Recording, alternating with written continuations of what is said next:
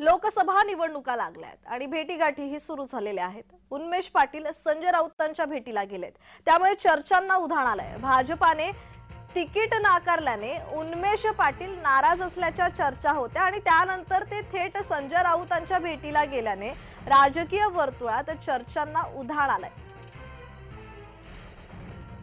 उन्मेष पाटील संजय राऊतांच्या भेटीला गेलेले आहेत। भाजपाने तिकीट नाकारल्याने उन्मेष पाटील नाराज असल्याच्या चर्चा आहेत।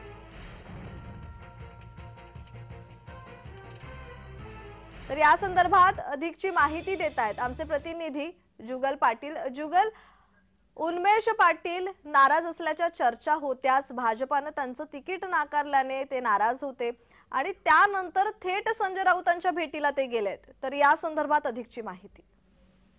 भाजपचे जळगाव लोकसभेचे खासदार उन्मेष पाटील यांचं तिकीट भाजपने कापल्यानंतर या ठिकाणी ते प्रचंड नाराज दिसून येत आहे। ते व आपल्या समर्थकांसह ते संजय राऊत यांच्या भेटीला गेलेले आहेत आणि ठाकरे गटात प्रवेश करण्याची शक्यताही वर्तवण्यात येत आहे।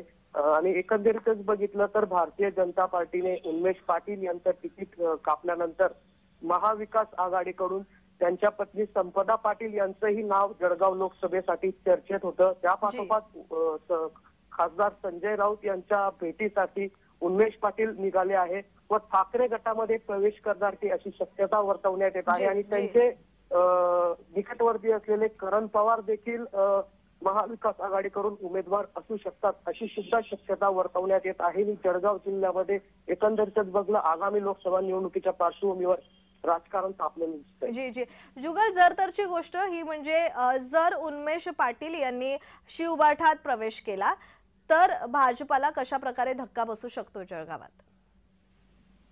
जर बघितलं तर खासदार उन्मेष पाटील यांनी केलेले मागच्या काळात जी विकास कामं आहे, भारतीय जनता पार्टीला सगळं आव्हान उन्मेष पाटील हे देऊ शकतात आणि भारतीय जनता पार्टीच्या स्मिता वाघ यांच्या विरोधात त्यांची लढत ही मोठी टफ होऊ शकते। कारण मागच्या काळात मोठा जनसंपर्क उन्मेष पाटील यांचा होता आणि गिरणा परिक्रमा असेल असे विविध कामं आणि टॉप 10 खासदार म्हणून त्यांची ओळख होती। मात्र त्यांचं हे तिकीट कापल्यामुळे ते फारसे नाराज असल्या कारणाने ते महाविकास आघाडीच्या वाटेवर सध्या तरी दिसून येत आहे। जी जी, धन्यवाद जुगल तुम्ही दिलेल्या माहितीसाठी।